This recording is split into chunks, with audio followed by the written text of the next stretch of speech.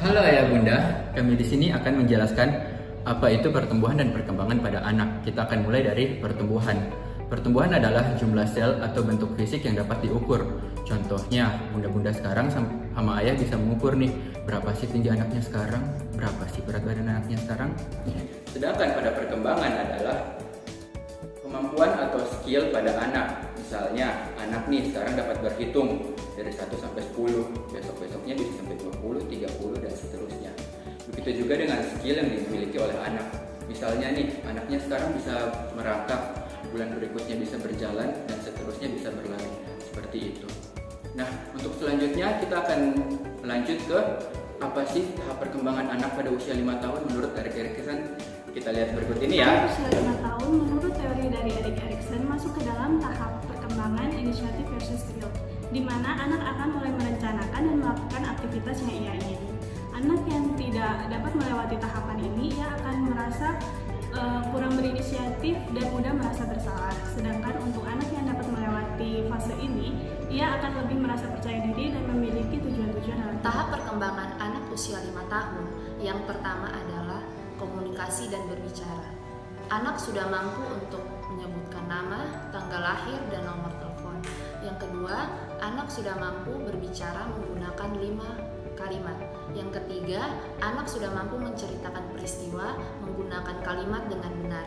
Yang keempat, anak sudah mampu menceritakan peristiwa yang akan datang, seperti ibu akan mengajak anak untuk pergi ke kebun binatang pada esok hari. Keterampilan fisik dan motorik. Yang pertama, anak sudah mampu menggunakan pakaian secara mandiri. Yang kedua adalah anak sudah mampu berdiri menggunakan satu kaki selama 10 detik.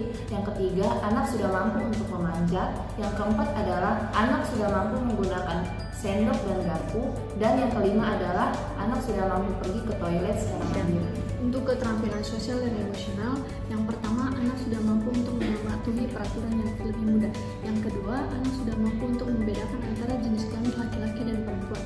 Yang ketiga, anak mampu untuk melakukan banyak hal secara mandiri. Contohnya, pergi ke toko sebelah rumah untuk membeli sesuatu. Yang terakhir, anak sudah mampu untuk menari, menyanyi, untuk menghibur teman-teman atau menirukan apa yang dilakukan oleh temannya. Untuk selanjutnya, keterampilan mental dan berpikir. Yang pertama, anak mampu untuk membuat gambar segitiga atau gambar yang lebih rumit. Yang kedua, anak mampu untuk menghitung angka 1 sampai 10. Yang ketiga, anak mampu untuk mengetahui hal yang dijumpainya setiap hari. Contohnya seperti nama makanan dan perabotan rumah. Yang keempat, anak mampu untuk mengenal 4 warna. Yang kelima, anak mampu untuk menulis angka dan huruf.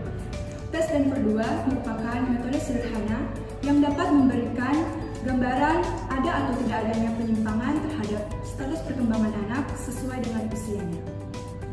Pada form tes Denver 2 ada terdapat 125 item yang terbagi dalam 4 aspek.